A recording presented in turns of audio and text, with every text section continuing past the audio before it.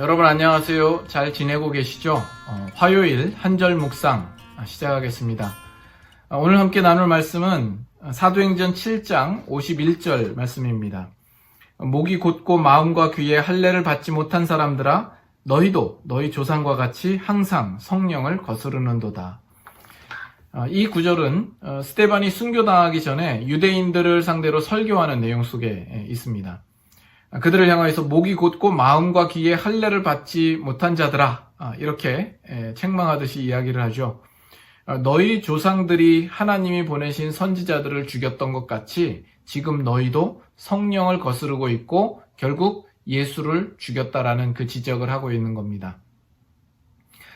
하지만 오늘 우리는 예수님을 믿고 있기 때문에 우리와는 전혀 상관없는 이야기라고 우리는 생각하기 쉽습니다.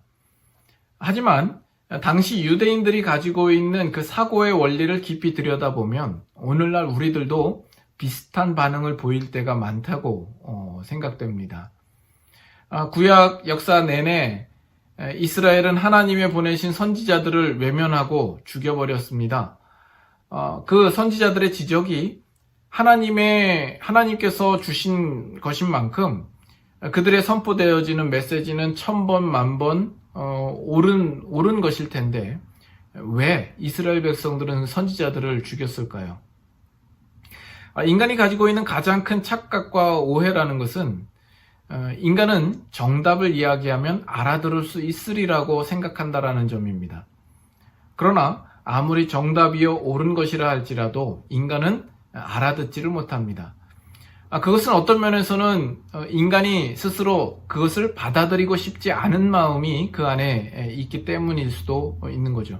왜냐하면 그들이 직면한 현실과 맞지 않다라고 보기 때문에 그렇습니다. 일단 나에게 맞닥뜨린 이 오늘을 살고 봐야 하겠다라는 생각이 큰 것이죠. 내 상황을 먼저 모면하고 싶은 마음이 큽니다.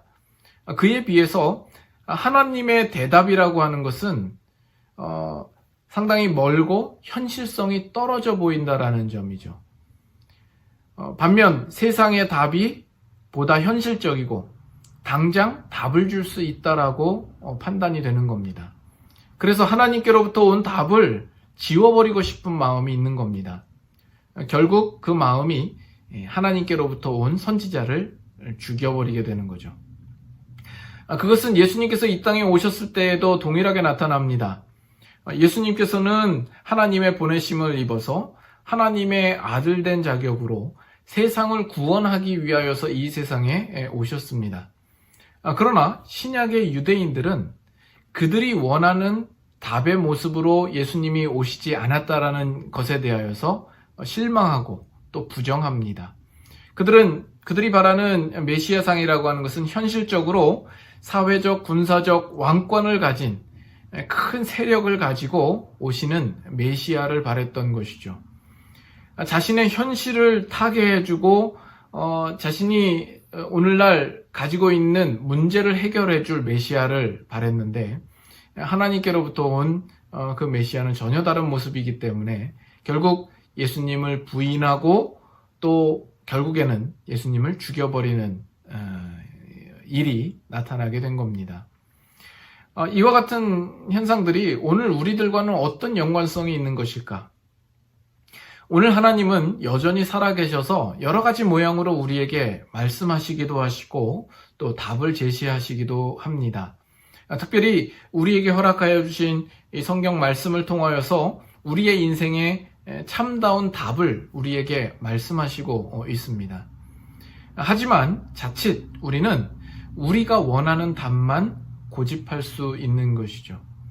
그래서 마음으로 하나님을 외면하고 또 하나님께로부터 오는 답을 무시하고 또 하나님을 등지고 살아갈 수 있는 것이죠.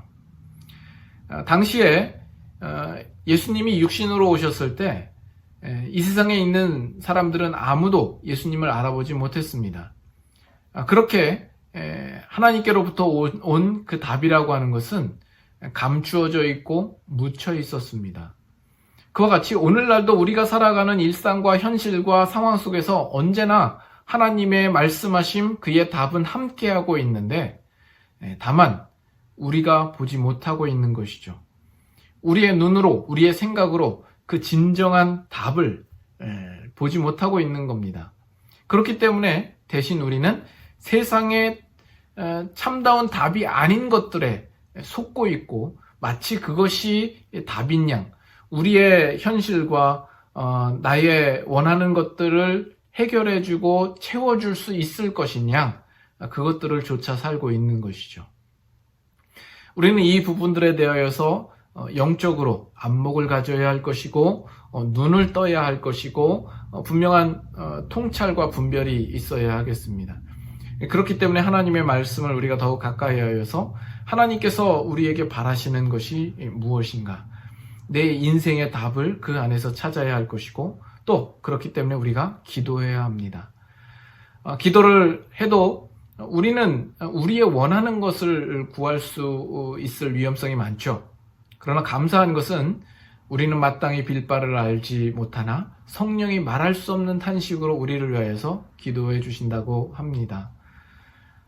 아무쪼록 오늘 살아가는 이 현실 속에서 우리 주위를 바라보고 세상을 바라보고 거기서 우리의 답을 찾을 것이 아니라 오늘날에도 변함없이 살아계셔서 하나님의 말씀으로 또 여러 상황으로 우리에게 답을 제시하여 주시는 하나님의 말씀하심에 우리의 귀를 기울이고 그 안에서 답을 찾아서 아무쪼록 하나님께서 기뻐하실 만한 그런 인생을 살아드리는 우리 모두가 될 수 있기를 소망합니다.